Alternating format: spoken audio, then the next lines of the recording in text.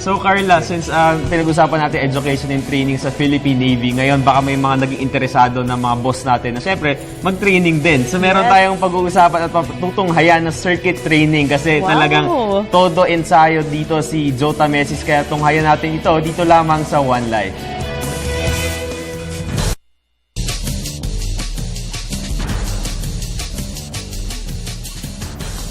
Good morning, boss. Nandiyan na pala kayo. Nandito tayo sa Arena Fitness Inc. dito sa Quezon City. Summer is fast approaching. And siguro marami sa atin ang nag-iisip na mag-engage into sports. Pero syempre, bago tayo mag-get into sports, kailangan muna natin i-prepare ang ating mga katawan. Kaya nga tayo nandito. So, sino kaya magtuturo sa atin dito? Tara, hanapin natin siya. Let's go!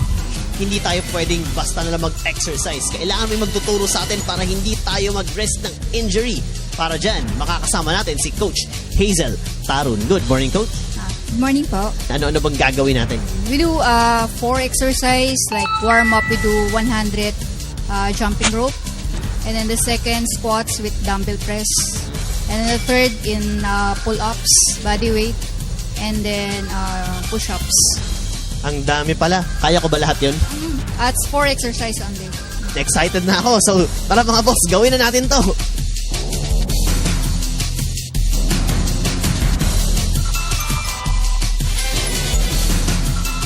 Alam niyo, hindi ko na talaga natutunan gamitin to. Hirap na hirap ako, hindi alam kung bakit. Ano sila, ang galing nila, oh. Mamaya papaturo ako. Buti na lang warm up pa lang. O siguro, let's move to the next one. Let's go!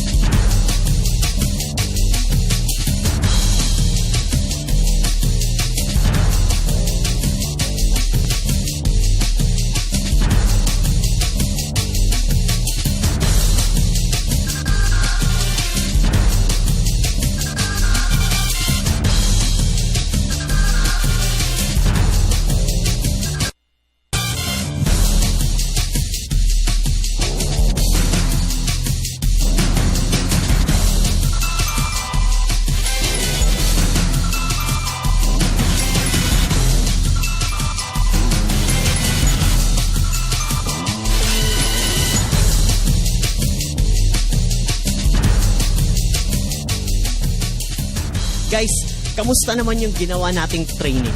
Nakakapagod. Full body workout. Nakakapagod and sobrang weight loss. I felt the burns. Wow, Burns. Napaso daw siya. Hindi, joke lang.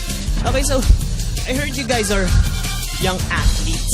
So, para sa mga sport na pinapractice nyo, kamusta yung ginawa nating rigorous training? Very effective kasi it works the muscle groups that are usually utilized sa mga sports na nilalaro natin. For me, it's really effective in my sport. It helps me do my stuff very well. Young people like you, would you recommend, getting into sports, getting into shape, and getting into these kinds of rigorous training? Of course, I mean, obesity is a very big problem with us right now.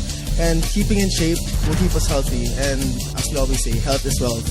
Next, abangan nyo yung part 2 naman ng ating workout. Tulad nga ng sabi ko kanina, preparation for sports activities. Ano-ano kaya sports ang gagawin natin? Abangan natin yan dito lang sa Good Morning, Boss!